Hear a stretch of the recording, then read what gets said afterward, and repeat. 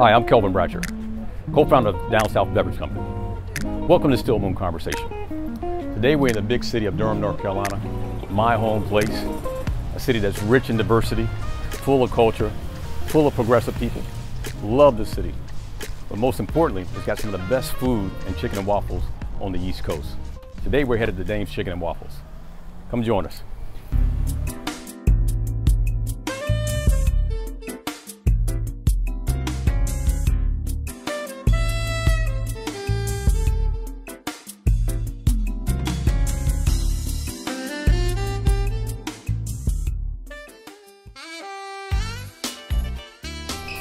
What's up? Welcome back. How we doing, brother? Good to see you, man. Good to see you, man. Yes, sir. Thank you for coming in. Glad to be here, man. Glad to be here. You're looking good, man. You're looking good. We're hanging in there. Like the shirt. Thank you, sir. I want to show you a little bit, man. Yeah. Tell me what you got. Well, you know, our story really is married in the history of jazz music and the food being mutually inclusive. I love the artwork. Thank you. It started in Harlem, in the Harlem Renaissance, late 1930s, as far as chicken and waffles first being sold as a retail or commercial style product. And so what we try to do is really pay homage to the history of the food through the music as well. Cool. So when you come into the restaurants, you'll hear mostly jazz music of some variety, and you'll see mostly jazz images. Yeah, I like all the saxophones on the wall. Yeah, so you've got, you know, some of the late greats over here. You've got tribute to Miles Davis, Billie Holiday, my personal favorite, Dizzy Gillespie. There's another Miles here. These are all done by local artists, in fact. All local to Durham? Local to Durham as of recent history, yes. We try to keep an open space theme here. It tries to give it a feel of kind of like a New Orleans flavor, so it's rich in culture, rich in color. Yeah, I like all the music on the wall. And these actually were pieces done by my business partner, Randy. Okay. He's a bit of a sketch artist as well, so he played the trumpet for many years, so that's his tribute to that. Music and good food, man. Yeah, go hand in hand. That's it. And what's special about this room is this is all about Durham. So if you look on the walls, all the images you see here are of downtown Durham. Got your Black Wall Street. North Carolina Central University and Duke University. When we first got our start in 2010, it was really the college crowd or the college age, that generation, that age group of students who really gravitated to our product and really embraced it and really became some of our biggest advocates and champions to help get the word out about the concept. They were willing to try anything new and daring. And 10, 12 years ago, chicken and waffles was kind of unheard of in a lot of places. So they were the ones who really pushed that out there. So I wanted to make sure we incorporated that into the theme. And of course, if you're in the bull, you got to have images of the bull. So I love it, man. We've done that I as love well. it. I love it. I love it. You can see the whole history of the city, especially with the Durham Bulls, the old Bull Park, and the new Bull Park. This image in particular, the Liberty Drive-In, that's this building. And it's almost 80 years old now. Oh, wow. So part of the deal that the architects and builders made when they did this project some 6, 7 years ago was that they had to save that facade, the historical facade. So if you go up the block here and look at that, it still has that vintage look. It's the original brickwork for Liberty Drive-In, and they've maintained that. So that's this is a historical building then? It is. Wow. And, well, the space. The spaces. The location is definitely a historical space. Randy and I in 2010, it was our goal initially to do more than one location. Like that was in the plans from the very beginning. But we hit the ground running. We hit the ground running fast. So I don't think we anticipated we would do as well, as fast as we did, which created another set of challenges. But part of what was happening during that time was we were getting a lot of media coverage from the local media as well as some national press. So we've been obviously in the Durham magazine several times. We've been in Duke University's local periodical on campus. Our State magazine has featured us a number of times. Martha Stewart magazine has featured us on a couple of occasions as one of the greatest places to eat in North Carolina. But this was our initial article, and this was Southern Living, and this one is— What year was that, D? This is March 2011. Wow. So we were open less than 6 months before we caught heat on a national level. And the theme of the article was fried chicken with a twist. So Southern Living identified several restaurants, actually 3 restaurants in North Carolina that did fried chicken with some particular twist or some particular difference, and we were highlighted in that article as well. And that's how we knew we were onto something special, because folks were coming in with this magazine article saying, I want that dish on that picture. And then so it was on and popping from that point on. D, Yeah. I love the place, man. Thank you, thank you. Let's have a drink. Let's do it, let's do it. Which one of these products is your favorite? So you know we've got the Special Reserve. Yeah. We got yeah. North Carolina's favorite apple pie, and we got the white peach. Which one do you normally like? You know, I've had them all. Right. I've had them all. I'm a little bit more partial to the peach. I've drank the peach. I've also cooked with it. Cook with it? I've cooked with it. Okay. And I love Okay. it. It's very popular. Okay. Yeah, I've done some things with it. So let's do that. Let's break it open. Here we go. Let's break it open. So this is currently sold out right now. It's doing so well. Yeah, I had a hard time getting it myself. So this is a rare occasion that we actually get to sample something that a lot of people right now can't get their hands on, which I love it. Certainly driving demand for sure. Absolutely, Thank you. absolutely, absolutely, absolutely. Love So- the glasses, by the way. Here's a toast to good friends and good food. Indeed. That's some good stuff. So Love it. probably about 2 weeks ago, 2 or 3 weeks ago, Yeah. you and I got a chance to hang out in LA. And I remember you giving me a call and saying, hey, I'm going to be cooking out at my uncle's, barbecuing Yeah. for Sunday. And so I immediately thought about this is a chance to have a Still Moon Sunny type event. Indeed. And dropped in, and one of the interesting things was that I got a chance to meet some beautiful, interesting people regarding your family. And so I didn't really know what was going on. I just know, hey, I'm drinking Still Moon, I'm having some Yeah. good food. Yeah. Sounds like a typical Still Moon Sunday to me. Yeah. And then you leaned over and you said, hey, I'm not sure if you figured it out yet, but here's what's going on. And so that story and that event basically led me to coming in and saying, you know what, I need to sit down and put this on film and really hear this story again. I appreciate that. So walk me through that again. It's a long story. I'm gonna keep it concise and give you the high level stuff. My oldest daughter, who's now 17, was very eager to learn more about her family from the time she was young. I'd say about the time she was 10 or 11 years old, she wanted to know more about my family. Her mother's family is rather extensive, large. She grew up in that family. But on my side, I was my mother's only child. Okay. And my mother only has 3 siblings, and they're really close knit. But I never knew my father growing up. And my daughter, when she was young, I would tell her, you know, my father's Jesus Christ, right? And then she got to be about 10 years old, and they clicked. She was like, Dad, everybody's father's Jesus Christ, but you know, who put you on this earth kind of deal. And so I gave her the backdrop and just had a lot of questions from her. So I went out and sought to find my father. This was about 5 years ago. Wow, okay. My parents met in New York City, fell in love, got married. Story is short and sweet there. But my mother and father split before I was born. So my daughter really wanted to know more about her ethnicity, her lineage, and so forth. So she asked me if we could take a DNA test. I said, absolutely, let's do it. What I did not know at the time was that the DNA test results would not only give you your ethnicity, it'll give you your background and so forth, but it also comes complete with a list of people in this database who also took the test that you have a probability of being related to. Oh, wow.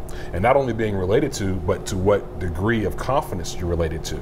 Wow. So when the DNA test came back, obviously the first match I had was with my daughter. Perfect. So I knew the test was legit at that point, right? There's always some skepticism, but I knew it was legit. And then after her was a list of people whose names were first, second, third cousins, people I had never heard of. Oh, wow. Amazing. So I sought out to just try to explore and find out. I did have emails on these folks. I started emailing folks, and lo and behold, the short of the long is I was able to connect with some aunts and my grandmother that I had never met. Get out of here. Yeah, and that ultimately led me to my father and my other siblings. So I go from being an only child overnight to having 4 brothers, a sister, a litany of cousins and aunts, and knowing my family for the first time. And so when we met in LA a couple of weeks ago, we hung out in LA, I was at my uncle's house, who I only met just the last 2 years, 2.5 years ago. And he's lived in LA all of his life. And my cousin from New Orleans, who's lived in LA for quite some time, who I had not met, all as a result of the DNA test. So it was just an honor and a privilege to be able to make the connection. And it was a godsend in many ways. And then my daughter Cecilia, who initiated the whole activity, accompanied me to LA, and it was a beautiful thing. It was a beautiful thing. It was a chance to really not only meet family and connect with family, but really talk about the history of our family from different perspectives, because we all have a very different perspective, having not known each other growing up. And it made for some very poignant conversations. And I think it led us certainly to a stronger bond as a family, and certainly united us in many ways. I know while I was sitting there, you know, once you sort of whispered in my ear and told me what was going on, and then having now a foundation, a basis of what this Sunday actually meant. So it sort of changed my perspective about dinner. And as I looked around, I just saw a ton of love. Saw a ton of love and excitement and energy. And I was glad and proud to be there, you know, to be a part of that. And it just reminded me of how important family is. And so, you know, when I think of you, I'm always thinking of good cooking. So I said, this is just perfect, man. It doesn't get any better than this. I got good food, I got friends and family around, and we've got this love connection of generations going on that you can't make this stuff up, man. This is crazy. No, it's better than the movie. It's better than any movie or book you could ever write or read. And it's been, again, a godsend and a blessing to everybody in my family. It's something we don't take lightly. And I think for us, what it means is just an opportunity to just fortify the bond within our family and make sure as we move forward that we are consciously aware of those bonds and never let that disconnection happen again. Absolutely. Yeah. Absolutely. I'll drink to that. Indeed. As good as I remember. Yes, sir. So I can't sit here and have dinner in my favorite city without having my big sis around. Good to see you. It's good to be here. Thank you for the invitation. Absolutely. So for those that may or may not know, this is the queen of homecoming, I call her. Her house is always Grand Central Station, always the point that we break bread and go home from. And so I thought it was fitting that if I was going to pop into town real quick and have an awesome meal, that I had the person that always makes home feel like home sometimes around me. How you doing? I'm wonderful. It's good to hear you say that. Yes, ma'am. Absolutely. Steel Moon is near and dear to my heart. You guys are my brothers, and all of the success that you've had, the exquisite product that you have created. I mean, it reminds me of growing up. It reminds me of family. It reminds me of my heritage, and and to see you guys to have a product like this, I'm proud. Hey, we appreciate it. We couldn't have got here without the support of you and the rest of the crew and the rest of the family and friends that have always supported us. Now we got some food coming. Oh, yes. There we go. That's what we're here for. Big D. Boy, you outdone yourself, boy. Outdone yourself. If I may? Absolutely. So tell me what we eating here, D. Just a little something, a couple of snacks. Our signature fried chicken, which is an award-winning recipe we've developed and I think perfected over the past decade, which has garnered a lot of attention. I would agree. Yeah, it's pretty popular, known throughout the region, I'd say fairly well. And then, no meal throughout the day would be complete without some variation of grits. I mean, this is the South, and we eat grits. Kiss my grits. Kiss my grits, exactly. So we've got just some grits and sausage with a little of our signature sauce on top of that either. So, yeah, there you go. Outstanding, man. Well, it smells wonderful. So let me ask you, D, as we get ready to partake, let me ask you a quick question. In terms of Steel Moon, in terms of how have you used the product? We get people all the time that are trying it in different things. How you made it work for you? Yeah, I'm a bit of a mad scientist sometimes in the kitchen. So my first introduction with it was sipping it and enjoying it, around the fire and whatnot. And then I got inspired to do something rather seasonal in the summer with the peach flavor. And so with that, I've used it a couple of times making sauces for a variety of things, seafood, poultry, as well as some garnishes that we've done as well. So it's worked out well for me. That sounds good. Yeah, we get people sending us recipes all the time, whether it's from bun cakes, pound cakes, pies, etc. And so we never really thought about the evolution of moonshine as a way to do bakery goods, so to speak. But any good cooking, everybody has their secrets and recipes, whether we drop a little bit of wine in something or a little bit of whiskey in something or have that special glaze that has that special kick to it. We benefited from that without actually really going out and seeking it. It just happened organically and it's worked well. I get it, and I can tell you firsthand, it works well. So it works because it's so flavorful, I think, and you can almost imagine it going with anything. Right? It's not just a sipping shine, but you can cook with it too. I like that. I like that. I like that. I'll toast to that. Because it is good. Let's toast. Thank you. Cheers. Cheers.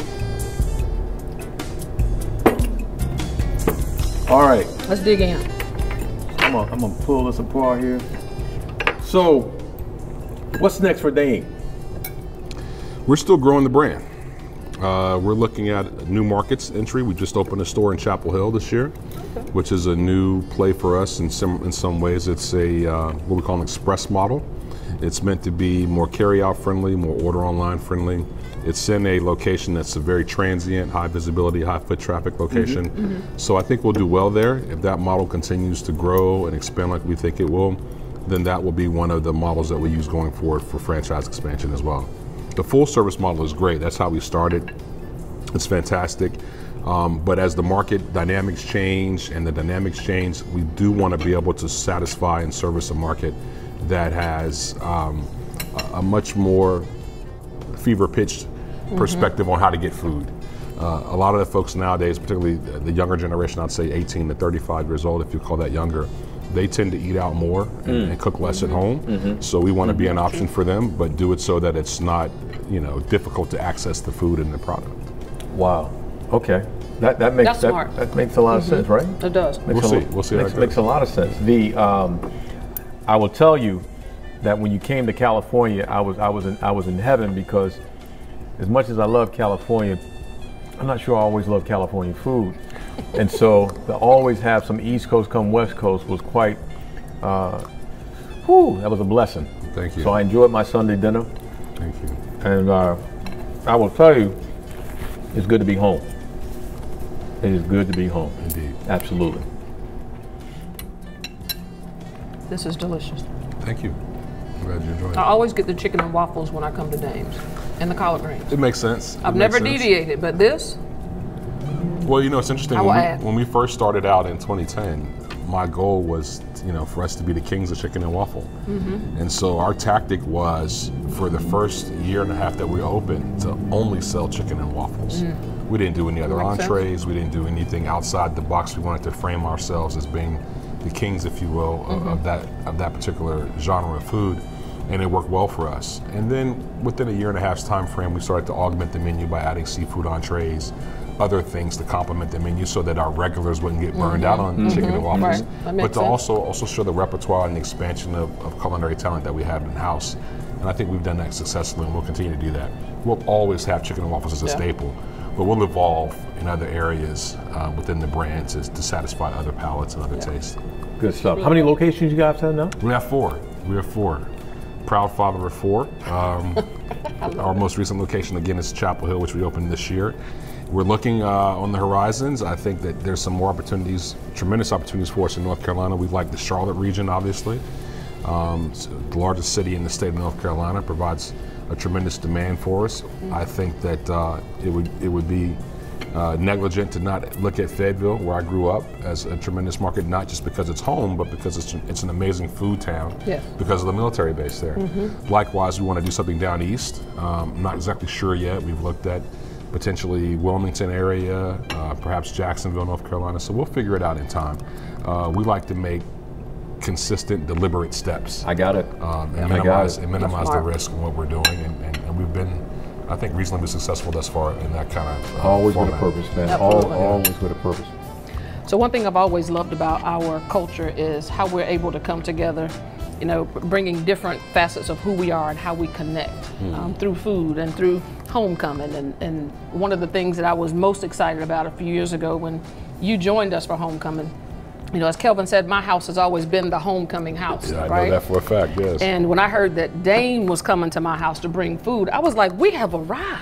Well, thank you. Right? Thank you. But it's been really well. It's been good. And, having my brothers and being able to celebrate life and success and family together. It's amazing. And you know, a lot of people don't have that same story. And so we're really blessed to have each other the way that we do. It's true. Yeah, I think the interesting thing about that is how we move within those relationships and how easy those relationships are allowed to evolve and grow and actually get to a point where, you know, when you have that experience, and it doesn't have to be a long experience, Right. that you automatically say, you know, I gotta have that again. You know, I sat and I broke bread and I had a moment and it left such an impression on me that I felt like I've got to go back and I need more of it. And so we've done a great job, I think, of creating a network of relationships that work. We've stuck with those relationships. Dane talked earlier about how we implore the community and pull people in that other folks may not want to hire. Part of that is the idea that we're going to give everybody a chance to get it right and feel good about what they're doing. And so as we've created these relationships and they work, I'm from the mindset, why do something else? You know, if it works and the team has a chance to grow and evolve and they continue to get it right, I'm okay with that. And so I think we've been successful because of people like Dame's Chicken and Waffles, because of the relationship with the university. We've tied into something that works, and we've been able to build off that relationship. And I'm from the proponent that when you're struggling, right, if it doesn't work, you know, the good Lord says it'll show up to you, right? But if it's working, you don't seem to have any strife, right? It just works, man. It just works. And so that's sort of the key component that's always kept this team together and kept us moving forward. And I think it's the respect that we have for each other too. I mean, I also met Dame through Ralph years ago. When I would come down to Central or, you know, come to Ralph's house when he lived over here off of, was it Fayetteville Street where he lived across from Central? That's how far back I remember you from. Wow. It's a long time ago. And you know, we seem to connect, and once we connect with each other, we automatically become family. I feel like I've known you forever. I didn't grow up with you. No. But your success and watching Dame's grow, and when it came to Greensboro, I was like, I know that guy right there, right? And so it gives you this connection that it's a natural fit for us, and our circle continues to grow, and we don't lose anybody. Once you're in, you're in. You're in, right? So it's not you come in and then you go out. We're gonna bring you in whether you want to be in there or not. That's the definition of family. That's the definition of family. Good and bad. I mean, and I think that's one of the things too that keeps this circle of success, is what I call it, together, because it really makes a difference. Doesn't hurt that she can walk out her backyard and walk into your convenience your makes a difference. I think it's accessibility, and she's a great champion for the brand so as well. That's why I knew it was meant to be. I was like, my backyard?